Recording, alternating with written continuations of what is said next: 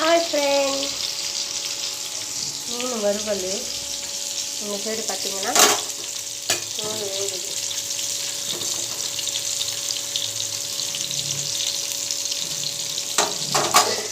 சரி, நீங்கள் ஒரு டிஃப்ரெண்ட்டாக மீனை வறுத்துடலாம் அப்படின்னு சொல்லிட்டு இப்படி வறுக்கிறேன். எப்படியும் வறுத்தாலும் சாப்பிட தானே போகிறோம்.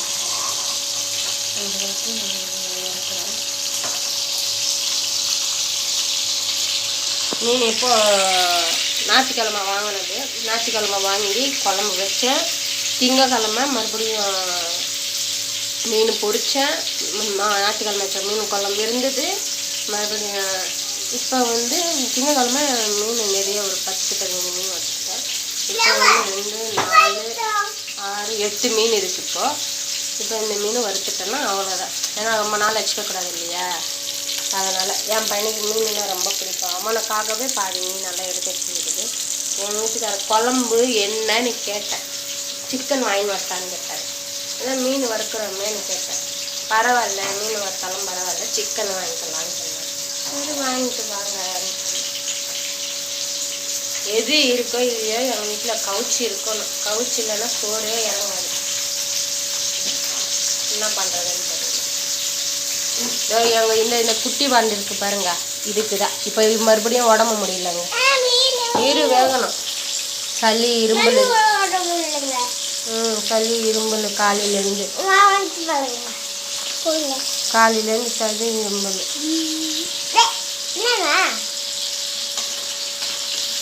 முடியாமல் தான் இருக்கான். காலையில் தூங்கி நிச்சயிலேருந்து எழுந்திக்கிட்டு தான் இருந்தான்.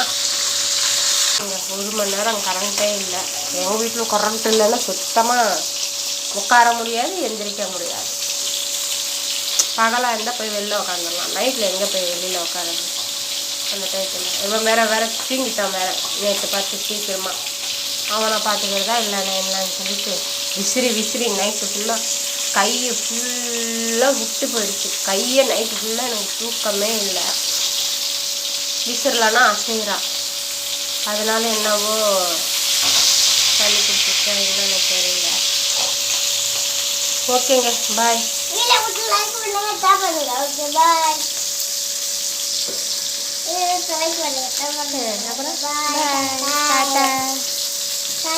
மதியம் சிக்கன் வாங்கணும்னு சொன்னால வாங்கிட்டோம். வீடியோ எடுக்க முடியலங்க. 12 மணிக்கு செஞ்சேன்னா அனல் வீசுது, அப்படி வீசுது அனல். சுத்தமாக முடியல. சரின்ட்டு செஞ்சு வச்சுட்டு போய் ஃபேன் காற்றுல போய் உட்காந்து சாப்பிடுவோம். பாய்.